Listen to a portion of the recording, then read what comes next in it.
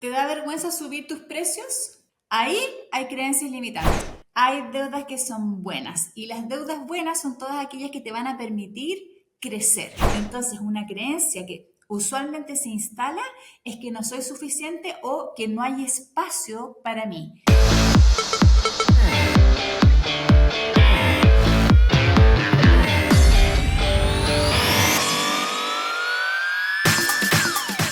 Hola emprendedores, bienvenidos a la segunda temporada de Hacks para Emprendedores, el podcast que te brinda tips y trucos para impulsar el éxito de tu negocio. Mi nombre es Naomi Llano, yo soy especialista en Inbound Marketing en Visei. Y en esta segunda temporada invitamos a emprendedores y profesionales con muchas ganas de compartir sus mejores hacks e historias de éxito. Y en esta oportunidad me acompaña Carolina Molina, ella es psicóloga, coach y directora ejecutiva de las escuelas digitales Mindset Próspero y Mindset Emprende, que han ayudado a muchos profesionales y emprendedores a transformar su mentalidad y mejorar su relación con el dinero. Carolina, un gusto tenerte en este podcast. Muchas gracias por aceptar esta invitación. Yo encantada, quiero mucho Visel y amo todo lo que hacen por los emprendedores y emprendedoras, así es que encantada de estar acá, Naomi. Muchas gracias. Buenísimo. Bueno, para empezar este episodio, Carolina, quisiera que nuestra audiencia conozca un poco más acerca de tu historia y tus insights, ¿no? Entonces, vamos a empezar con nuestra sección Storytime. Y mi primera pregunta es, ¿cómo empezaste a hablar de educación financiera? ¿Qué fue lo que te motivó? Lo que me motivó fue que ya no di más internamente con el hecho de que otras mujeres estaban pasando por situaciones como las que yo había pasado en términos de sobreendeudamiento, en términos de falta de dinero, en términos de sentirse absolutamente incompetentes, como incapaces por no saber gestionar bien la plata. Yo pasé por una serie de situaciones muy difíciles por falta de dinero y una de esas fue la que catapultó todo este viaje en términos de lo que hago ahora, y es que mi hijo cuando tenía 2 años y medio, 3 años aproximadamente, siempre fue muy flaquito, hoy está bien, y en ese minuto nos dijeron que teníamos que hacer muchos exámenes para descartar desde una alergia alimentaria hasta un cáncer. Y como mamá primeriza, lo único que escuché fue cáncer, mi hijo se me muere. Y no teníamos ni un peso para poder pagar la chorrera, era muchísimo, chorrera es un término muy chileno, la cantidad gigantesca de exámenes médicos, de pruebas que teníamos que hacerle, y fue realmente muy triste la sensación de que estábamos siendo malos padres, aun cuando los dos trabajábamos, tuvimos la suerte de estudiar en la universidad y aún así nunca teníamos plata. Empecé a hacer cambios grandes, pero en el momento en el que me decidí a hablar en público, a hablar abiertamente sobre esto, fue años después cuando descubrí que no era la única que estaba pasando o que hubiese pasado por una situación así, y se reenergizó mi decisión de hablar abiertamente sobre esto cuando me enteré de que dos mujeres, que no somos súper amigas ni nada, pero sí cercanas, nos veíamos de vez en cuando en cumpleaños y cosas por el estilo, me enteré que esa foto que se veía de sus familias en Instagram, con el marido perfecto, los niños perfectos, el perrito, finalmente ellas estaban siendo violentadas económicamente por sus parejas y se querían separar hace mucho tiempo y no podían porque no tenían cómo mantener a sus hijos y a ellas mismas, porque el acuerdo había sido que dejaran de trabajar para dedicarse a la crianza. Y ahí fue como, no puede ser que más mamás, que más mujeres sufran por no tener acceso a tener dinero para tomar las mejores decisiones para ellas y para sus hijos. Eso fue como el momento en que dije, no más, suficiente, me aburrí, hay que hacer algo. Wow, muchas gracias por compartir esta historia, de verdad me parece súper inspiradora. Y ahora quisiera preguntarte qué creencias limitantes, ¿no?, con respecto al dinero tú crees que solías tener en ese entonces y cómo fuiste trabajando para derribarlas. La primera que tenía muy, muy fuerte era que era mala educación hablar de plata. era mala educación hablar de dinero y que todavía sigue siendo muy tabú. Yo fui pionera en Latinoamérica en hablar públicamente de dinero, siendo mujer además. En mi país, yo soy chilena y vivo en Chile, pero después encontré que esto se repetía en otros países de Latinoamérica, como en Perú, como en Colombia. Estoy hablando del año 2017-2018, o sea, ahora ha cambiado. Pero en ese minuto, hablar de dinero en todos estos países era aún más tabú de lo que es hoy. Entonces la primera creencia limitante que se me activó fue: hablar de dinero es de mala educación. Hay una frase muy frecuente acá en Chile que es: mijita, no se habla de plata porque es de mal gusto. Y esa creencia limitante a mí me tomaba por completo y por eso me demoré tanto en hablar de dinero. Incluso cuando empecé a hacerlo públicamente por allá en 2018, no hablaba directamente de dinero, hablaba de abundancia y prosperidad, y que me parece súper importante, es parte del proceso interno. La abundancia y la prosperidad desde lo interno es súper importante, solo que después entendí que tenía que hacer todo este trabajo interno de desarrollo personal, de conexión con la espiritualidad del dinero, con la energía del dinero, más lo súper concreto y tangible de la educación financiera. Entonces, esas son las dos como los pilares fundamentales, pero para poder llegar a eso, tuve que derribar no solo esa creencia limitante, sino que también que hablar de plata es difícil, que es de hombres, que una molina no más no podía tener grandes cantidades de dinero porque en mi país hay que tener otro tipo de apellidos, ojalá que suenen como gringos, alemanes, de Estados Unidos, algo por el estilo, y yo era Molina nomás. Entonces, esa serie de creencias las tenía muy arraigadas, más muchas otras, y descubrí un trabajo que tiene que ver con la reprogramación de las creencias limitantes, que las he trabajado desde distintos puntos de vista, de distintos autores, y eso es lo que trabajamos en mi escuela. Pero básicamente se trata de encontrar cómo las creencias limitantes que tenemos no son 100% verdad. Porque cuando funcionan inconscientemente, y el inconsciente siempre manda, siempre gana, cuando tenemos estas creencias inconscientes, las damos como 100% verdaderas, como certezas. Y cuando hacemos el trabajo primero de identificarlas, de saber, de entender que no es 100% verdad, se nos abre un espacio para decir: en ese porcentaje que no es verdad, se abre la posibilidad para mí para pensar de una forma distinta, para sentirme respecto del dinero de una forma distinta y para hacer cosas distintas, desde el ser hacia el hacer. Entonces, paso número 1 para poder cambiar nuestras creencias limitantes es saber cuáles tenemos. ¿Cuáles son nuestras creencias limitantes respecto del dinero? Y una vez que las tenemos identificadas, hacemos el trabajo de reprogramación con el paso de encontrar qué porcentaje de ellas no es verdad y por lo tanto hay algún cambio que yo pueda hacer en mi vida en relación a esa partecita que no asienta.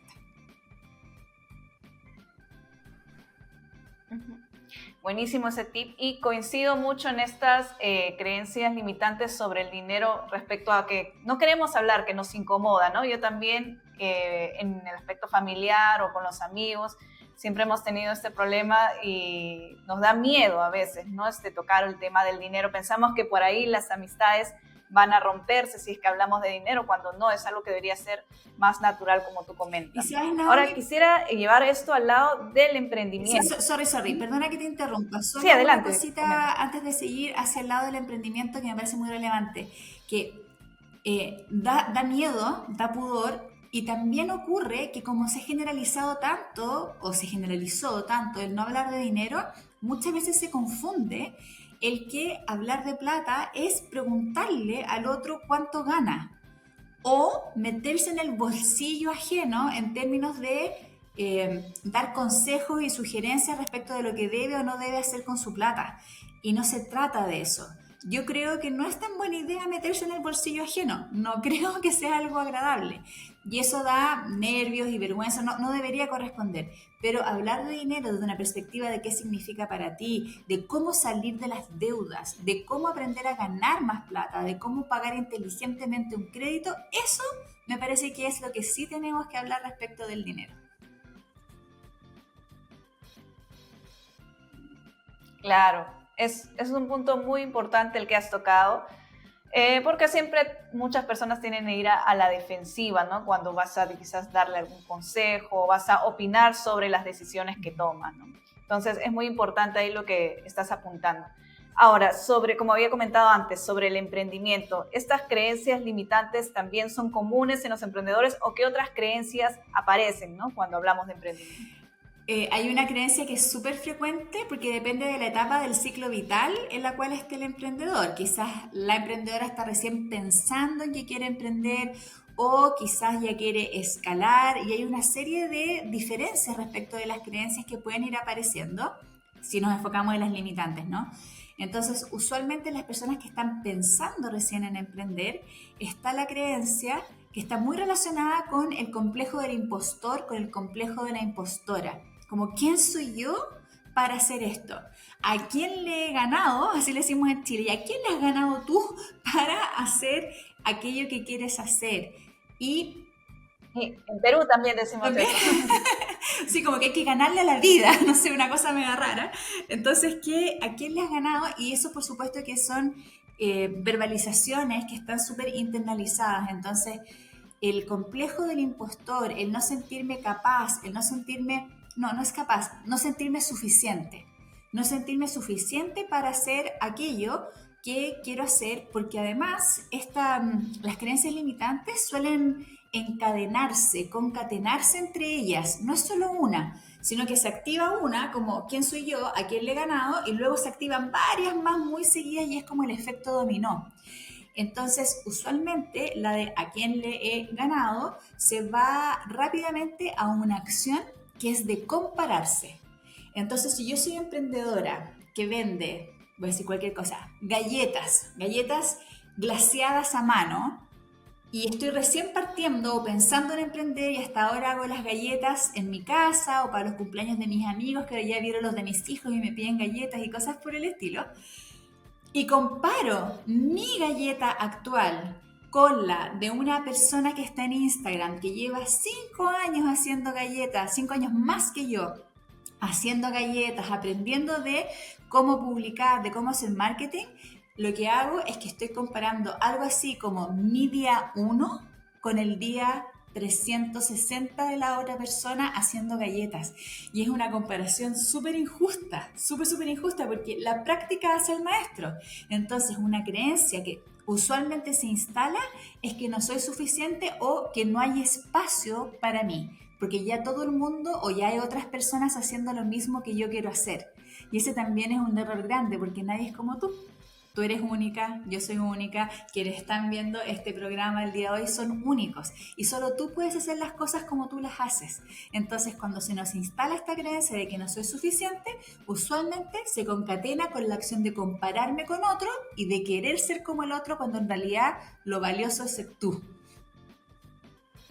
Muy cierto eso. Siempre tendemos, ¿no?, a compararnos y además ahora como tenemos el acceso a las redes sociales es más fácil para nosotros ver qué está haciendo el otro, vemos los números de seguidores por ahí y eso nos intimida un poco, pero como tú dices, hay que mirar, ¿no?, lo que estamos haciendo y no quizás porque no conocemos lo que ha pasado el otro para llegar hasta ahí. Entonces hay que valorar también lo que hacemos cada uno. Ahora, justo hablando, ¿no?, de valorar y quizás de empoderarnos un poco, ¿qué es lo que significa tener una mentalidad próspera? Ay, me encanta, amo esta pregunta. Primero, ¿por qué me encanta? Porque la mentalidad está súper ninguneada, como si fuera nada, como si no fuera importante, porque los seres humanos somos bastante materialistas en el sentido de que es mucho más fácil creer en lo tangible, en lo que podemos tocar, en lo que vemos.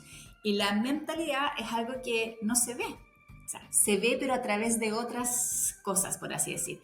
Es un sistema que es invisible, un sistema de creencias, de pensamientos, de valores que nos llevan a movernos en el mundo en la forma en la cual nos movemos actualmente. Y este sistema de creencias tiene creencias y valores que son positivos para mí, para mi partner, para el entorno, para mi comunidad, para el medio ambiente. Y hay algunas creencias que no son positivas, que son las limitantes a las cuales hicimos referencia antes. Y por otro lado, tenemos las creencias que son posibilitantes o empoderadoras. La mentalidad próspera se trata de entrenarnos todos los días en una forma de ver la vida que es una forma de vida de crecimiento, una forma de ver la vida en términos de crecimiento. La mentalidad de escasez nos lleva a una lógica o soy buena mamá o soy buena emprendedora, ¿sí? O soy buen proveedor o soy buen papá. Nos hace ser excluyentes respecto de lo que estamos sintiendo y pensando. La mentalidad de prosperidad nos dice que hay otra forma, que es y. Entonces, puedo ser una buena emprendedora y una buena mamá, las dos cosas a la vez. Pero para poder llegar a esa forma de pensar, a esa forma de ver la vida, hay que tener alguna evidencia de que otras personas lo están logrando y que yo también he tenido chispazos de esas experiencias en mi propia vida, que yo también he tenido momentos en los que he sido muy buena emprendedora y muy buena mamá, que no son cosas excluyentes, sino que son cosas que se complementan y que pueden convivir, que hay coexistencia. Entonces, la prosperidad tiene todo que ver con mirar la vida de una forma que es de que siempre puedo aprender, siempre puedo crecer, siempre puedo cambiar, siempre puedo modificarme, y si yo me modifico voy a poder generar paulatinamente también cambios en el entorno. La prosperidad, a mí me encanta esa frase cuando dicen, esta es la que no me gusta. Voy a decir la frase que no me gusta y después la que sí me gusta. Cuando uno lee, no, es que o gano o pierdo. No hay otra alternativa, o ganar o perder. La mentalidad es gano o aprendo. Por lo tanto, siempre gano, porque incluso cuando fracasé, cuando no me fue bien, cuando no resultaron las cosas como yo quería que resultara, que puede ser tremendamente doloroso, uno puede perder mucho tiempo, trabajo, hasta autoestima se puede perder. Sin embargo, si es que activamos el chip de ¿qué puedo aprender de esta situación? ¿Qué me viene a enseñar esto tan terrible que ocurrió? ¿Qué es lo que me hace crecer en esta situación que no me gusta? Entonces entro en la energía de la prosperidad. Yo tengo un dicho que es: encuentra el regalo en el medio de la shit. Encuentra el regalo en medio de la... Porque hay regalos. Si es que uno decide ver la vida de una forma en la que hay lecciones, en la que hay una forma nueva tal vez de hacer las cosas, incluso cuando esa forma nueva es solo de pensar distinto, entonces ahí nos conectamos con la energía de la mentalidad próspera, que básicamente es flow. En vez de sentirme estancada todo el tiempo, estoy aprendiendo todo el tiempo. Eso desde mi escuela es mentalidad próspera, Naomi. Me encanta. Definitivamente creo que me hubiera gustado tener en mente eso hace mucho tiempo, cuando hemos intentado, en general, ¿no? Cuando uno intenta cosas y fracasa, o no le va bien quizás, porque el fracaso quizás es una palabra un poco fuerte, se siente hundido, ¿no? Y siente que ha perdido tiempo, ¿no? Pero como tú dices, hay un aprendizaje que es importante valorar, porque eso nos va a ayudar en el futuro intento, ¿no? Entonces me parece genial esto que has dicho. Ahora, bueno, hace un ratito hablamos de creencias limitantes. ¿Cuál sería la otra parte, ¿no? Las creencias empoderadoras. Las creencias empoderadoras son todas aquellas creencias que también funcionan de forma inconsciente y automática. Programas, así como programas de computador, programas mentales, que en vez de limitarnos, nos hacen creer que es posible algo. Usualmente las creencias empoderadoras tienen que ver con aquello que nos reforzaron positivamente nuestros padres o nuestras figuras que funcionaron como padres cuando nosotros éramos niños o niñas. Entonces son las frases que nos decían, que nos repitieron varias veces: uy, que eres inteligente, que eres creativa, que eres simpática, vamos que puedes. Cuando nuestras figuras de apego, nuestras figuras que nos moldearon como somos hoy en parte, cuando esas personas nos reforzaron positivamente aspectos nuestros, características nuestras, suele suceder que se introyectan, se crean programas que son de que yo puedo, lo que sea. Puedo dibujar, puedo cantar, puedo vender, puedo debatir, todo lo que tú haces hoy en tu vida que te resulta fácil, por ejemplo, todo lo que tú haces en tu vida que te resulta bien, usualmente tiene por detrás una creencia que es posibilitante o empoderadora. Es una creencia que lo que hace internamente es algo así como tener una voz de cheerleader interna, como la cheerleader típica norteamericana de las películas, que sí, con esos monos que hacen las mascotas, qué sé yo. Todos tenemos internamente esa cheerleader. A mi cheerleader interna se llama Wendy. Y su némesis, que es la voz de las creencias limitantes, se llama la loca de la azotea. Entonces, internamente, todos tenemos esas voces, incluso sin ser esquizofrénicos, porque aquí hay personas que dicen, oye, pero es que es de esquizofrénico escuchar voces. Todos escuchamos voces, la esquizofrenia tiene que ver con otras cosas. Entonces, todos y todas tenemos nuestra cheerleader y también tenemos nuestra loca o loco de la azotea. En mi caso, Wendy y loca de la azotea. Entonces, Wendy es la voz que dice, inténtalo, vamos que se puede, tú eres buena para esto, tú eres buena hablando en público, estoy nerviosa, sí, pero tú vas a poder, sigue, avanza. Ese es el contenido de las creencias empoderadoras, todas aquellas que te dicen, vamos que se puede.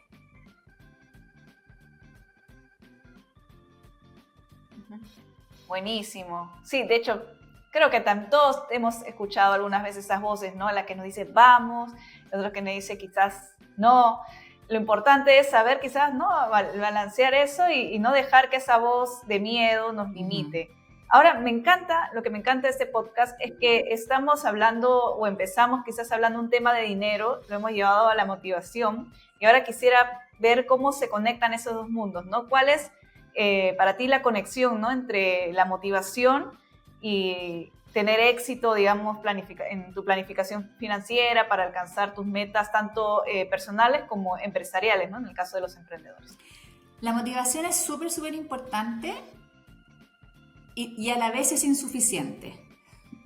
La motivación es un excelente motor de partida, por así decirlo. Es un excelente motor de arranque, de inicio. Es una excelente energía para iniciar. La motivación es súper importante en los emprendimientos porque tiene que gustarte aquello en lo cual vas a emprender. Si es que tú eres una persona que está emprendiendo pensando en un negocio de mediano o largo plazo, la motivación tiene que estar alineada con el gusto por aquello en lo cual estás emprendiendo. Es distinto si es que estás pensando en emprender para vender rápido una empresa en 3 o 5 años más. Entonces ahí la motivación cambia, es otra cosa. Pero cuando estás pensando en un negocio en el mediano y en el largo plazo, te tiene que gustar aquello en lo cual te vas a meter, porque no es fácil emprender. Hay cosas que son momentos que son difíciles, hay procedimientos que a veces uno no tiene idea. En Chile se llama servicio de impuestos internos, por ejemplo, todo lo que tiene que ver con los impuestos. Todo lo que tiene con el fisco, muchas veces uno no tiene idea, y si está emprendiendo en algo que no le gusta y además tiene que sobrevivir a situaciones legales, jurídicas, contables, etcétera, de las cuales uno no tiene mucho conocimiento, se hace muy, muy difícil. Entonces, para sostener la energía de tu emprendimiento es muy importante que te motive el tema. Ahora, ¿por qué dije que es insuficiente? Porque la motivación no es algo que tengamos presente todo el tiempo, todo el día. O sea, hay días en los que una no está motivada, no está motivado, no tiene ganas de ir a trabajar, y puede ser porque tuviste algún problema personal o porque llovió y te da tristeza los días de lluvia. Pueden ser millones de razones. La motivación es insuficiente porque no podemos dejar a la merced de estar motivadas o motivados el seguir creciendo y trabajando por y para nuestro emprendimiento. Para esto, que es de sostenerlo, de mantenerlo, y para poder tener éxito tanto financiero como en el servicio, como ser un aporte, para poder ser un aporte a nuestras comunidades, a nuestros clientes y clientas, ahí tenemos que tener disciplina, no solo motivación, disciplina también, disciplina para llegar, para ir, para preparar la propuesta, para ir a hacer la fila de 2 horas por un trámite X, para recibir una mala noticia, para soportar que se te cayó un proyecto o una venta importante y seguir avanzando y no quedarte pegado. Entonces la motivación, por supuesto que es importante, pero es insuficiente, y si la complementamos con disciplina y con micro hábitos que nos permitan sostener energéticamente nuestro negocio, ahí es donde se genera la magia. La otra vez, hace unos años atrás, escuché una frase de John Maxwell, o sea, a él se la escuché, quizás de otra persona. John Maxwell es un orador motivacional, coach bien grande en Estados Unidos, y decía algo así como que si tú, puede que lo esté diciendo medio al revés, pero entiéndame la idea, por favor, que si uno todos los días con un hacha hace 5 golpecitos en un árbol y lo sostienes, y al día siguiente de nuevo 5 golpecitos, al día siguiente 5 más, lo más probable es que ese árbol tú lo puedas cortar. El poder de sostener las pequeñas acciones diarias es tremendamente importante en un negocio, es tremendamente importante en un emprendimiento, y para eso se requiere más disciplina que motivación. Para sostener el trabajo, para sostener el servicio, para poder sostener energéticamente los malos momentos, se requiere de disciplina y de tener disciplina en términos de buenos hábitos de pensamiento, buenos hábitos de sentimientos y también buenos hábitos de acción. Son las 2 cosas, motivación y disciplina, querida Naomi.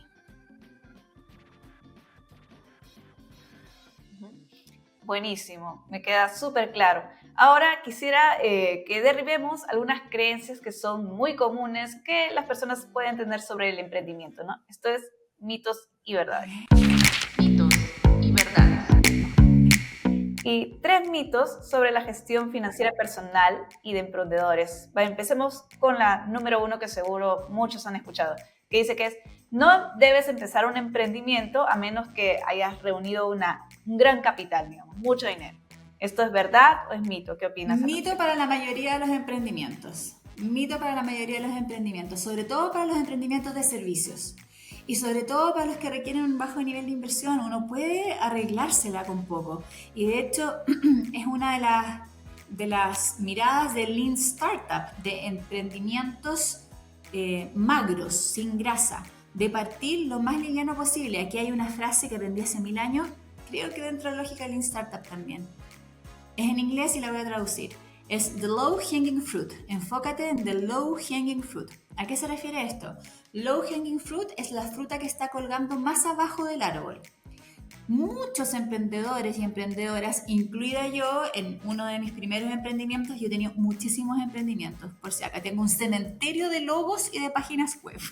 Entonces a veces digo, soy una fracasada del emprendimiento y me da cero pena, cero tristeza, cero pudor, porque gracias a esos fracasos he aprendido muchísimo. Low hanging fruit es la fruta que está colgando más abajo del árbol, porque ¿a qué se refiere? Que muchas personas que quieren emprender quieren comenzar con la fruta que está más arriba del árbol. Yo siempre me imagino esto como un árbol de naranjo, no sé por qué.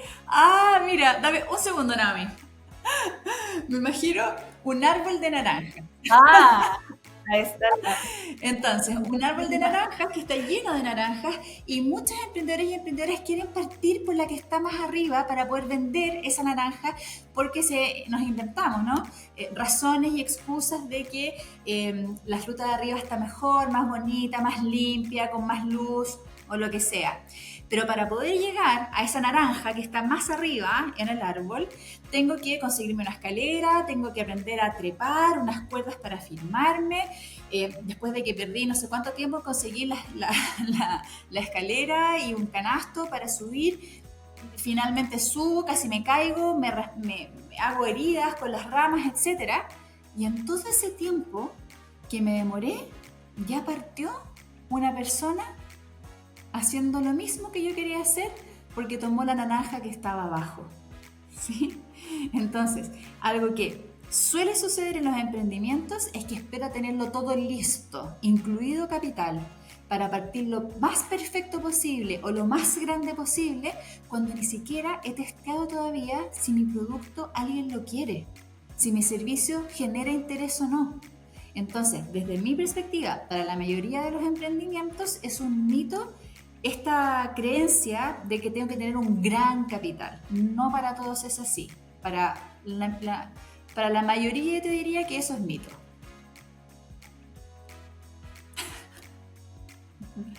Excelente. Creo que esto aplica para un montón de cosas, ¿no? Tanto, yo lo veo mucho en el tema de creación de contenido.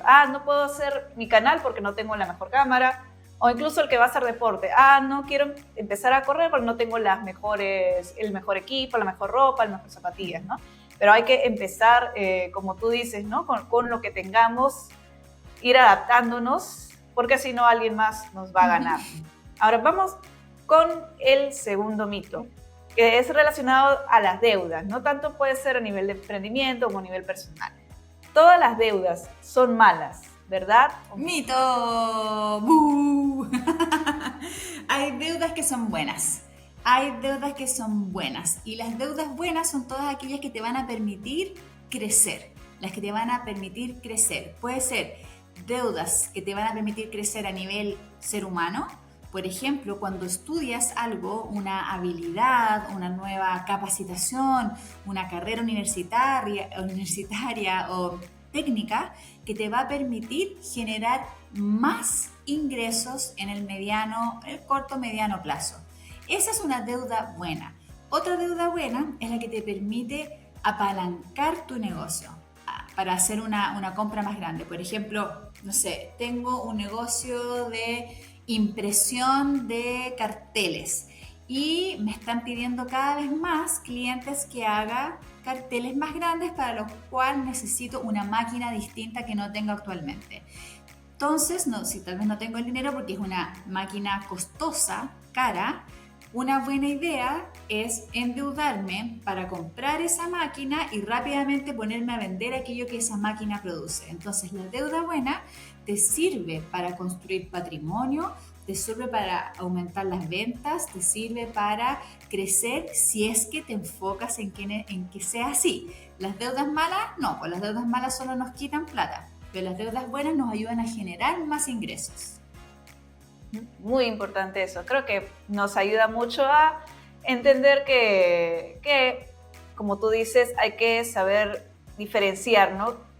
Qué deudas nos van a dar algo, nos van a dar quizás algún aprendizaje, nos van a ayudar a crecer, y qué deudas simplemente nos están deteniendo. Ahora, otro mito que también es mucho para los emprendedores, que quizás están creciendo con su negocio y no saben qué hacer después, ¿no? Es importante diversificar los ingresos, ¿verdad o mito? Esta es un poco capciosa. A ver, ¿es verdad en términos personales? Y es... esta tiene un área bien gris y es mito en términos de emprendimiento. ¿A qué me voy a referir? Lo voy a explicar. Es súper importante enfocarte en tu emprendimiento. Cuando uno tiene 10.000 frentes abiertos para generar ingresos y estamos recién partiendo con todo, no tenemos ninguno maduro, suele suceder que se desconcentra la energía y no terminamos haciendo ninguno bien. Esto yo lo veo muy seguido, por ejemplo, en mi escuela Mindset Emprende, lo veo con las personas que están creando sus cursos online y que rápidamente, después de crear el primer curso online, quieren crear un segundo o un tercero, pero todavía no han permitido que madure ese curso como para que más audiencia lo vea, para que más personas viva ese curso online. ¿Y qué es lo que ocurre? Que hay una máxima que es muy importante, que es que no se cambia el show, se cambia la audiencia. Si es que yo estoy vendiendo algo, tengo que tratar de que llegue a la mayor cantidad de personas posible. Y para poder hacer eso, tengo que enfocarme en esa fuente de ingresos en un principio hasta que ya esté más masificado, hasta que ya sea más conocido. y luego diversificar con un segundo producto o servicio, luego con un tercero, luego con un cuarto. Pero esta suerte de picoteo muchas veces nos desconcentra. Cuando ya tenemos bastante madurez respecto de un producto o de un servicio, ahí conviene seguir ampliando el repertorio, la cartera o como se llame, el catálogo, ¿no? Me lo imagino como en términos de producto, el catálogo. Entonces, desde ahí, la diversificación de ingresos como persona es buena idea tener más de una fuente de ingresos, pero desde la perspectiva del emprendimiento hay que tratar de enfocarse en ir de uno a uno para ir mejorándolo. Justo ayer estaba conversando con una amiga que hace pastelería libre de gluten. Ella vende tortas, galletas, brownies, alfajores, todo libre de gluten para personas alérgicas alimentarias y celíacas. Y me decía que ella tenía la idea de poner un local, una pastelería de estos productos y me pareció excelente porque en Chile hay muy poco, no sé cómo es en Perú, Naomi, pero acá en Chile hay muy poca oferta de productos deliciosos sin gluten. Y me dijo, mira, quiero abrir uno, quiero probar qué funciona con ese y después de ver qué funciona con ese y cuáles son los mejores productos, los más vendidos, qué sé yo, recién abrir un segundo local. Y lo mismo, probar qué funciona mejor y después un tercero. Esa es la mentalidad, ¿no? Esa es la mentalidad correcta. Primero probar qué funciona y después ir creciendo. No tener 10 locales inmediatamente si no has testeado todavía cuáles son los hits de ventas, cuáles son los productos que tus clientes más te piden, etcétera. Buenísimo, buen tip. Ahora vamos con un bonus de esta sección, que es bastante general, que siempre escuchamos esta frase: el que no arriesga, no gana. ¿Esto es completamente verdad? ¿Mito? ¿Tiene matices? ¿Qué opinas? Ay, obviamente que hablo desde mi sesgo, pero yo creo que hay que arriesgar. Yo creo que la vida es riesgo. Y creo que hay algunas cosas que son más arriesgadas que otras, algunas decisiones son más arriesgadas que otras. Pero sí definitivamente pienso que hay que tomar el riesgo, que hay que atreverse y cada uno tendrá su propio perfil. Esto es como cuando hablo de inversiones. Hay personas que son muy conservadoras, que no quieren arriesgar su dinero. Hay otras personas que son más moderadas y otras personas que son tremendamente arriesgadas. Cada uno con lo que esté cómodo o cómoda con hacer. Pero sin duda que para crecer hay que arriesgarse, aunque sea un poco. El solo hecho de la venta, Naomi, para muchos emprendedores y emprendedoras, ofrecer un producto, poner precio, cobrar, hacer un Instagram Live, tú que mencionaste hace un ratito el tema de la creación de contenido. Esos son riesgos también, o sea, yo me expongo en mis redes sociales todos los días y es un riesgo, pero si no corremos ese riesgo, tenemos pocas posibilidades de crecer, de llegar a mayores audiencias, de poner precios adecuados, de cobrar cuando nos deben. O sea, todo eso es arriesgado y es importante tomar ciertos riesgos también de inversión en nuestros negocios para poder crecer. Si nos quedamos en la zona de confort, en la zona de comodidad, es un poco más difícil el crecimiento, es más lento. Y tomar riesgo no necesariamente es volverse loco y saltar desde el piso 120, digamos. No he estado en ningún edificio que tenga esa cantidad de piso, pero usted me entiende, un edificio alto. Uno puede tomar riesgos controlados, uno puede tomar riesgos con plan B.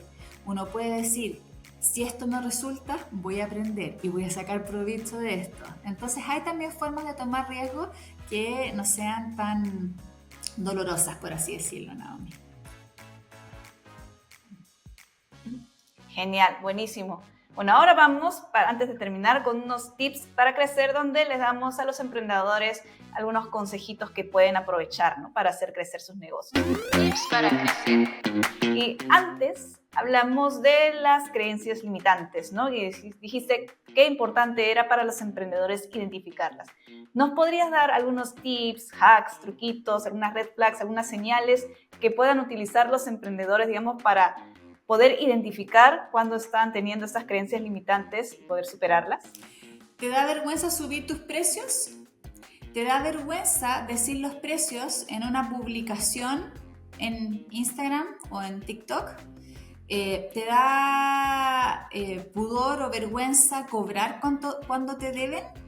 te da vergüenza cobrar por tu servicio siendo terapeuta, psicóloga o psicólogo, ahí hay creencias limitantes. Esas son red flags. Esas son red flags absolutamente de que hay alguna creencia limitante funcionando por detrás. Entonces va a ser importante primero identificar cuál es. Para mí, una de las mejores formas de identificar las creencias limitantes es juntarte con tu familia en las 11 familiares, en el almuerzo familiar, en la cena familiar, porque ahí uno escucha lo que sus padres, si es que todavía están vivos, si es que tienes a tus padres en tu vida, escuchas a tus padres, a tus tíos, a tus primos hablando de plata.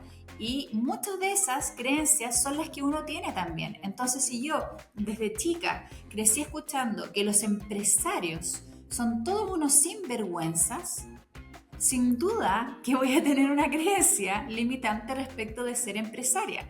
Y entonces quizás voy a decidir quedarme como una emprendedora chiquitita cuando tengo la potencialidad de ser una gran empresaria y llegar a todo el mundo con mi producto o mi servicio.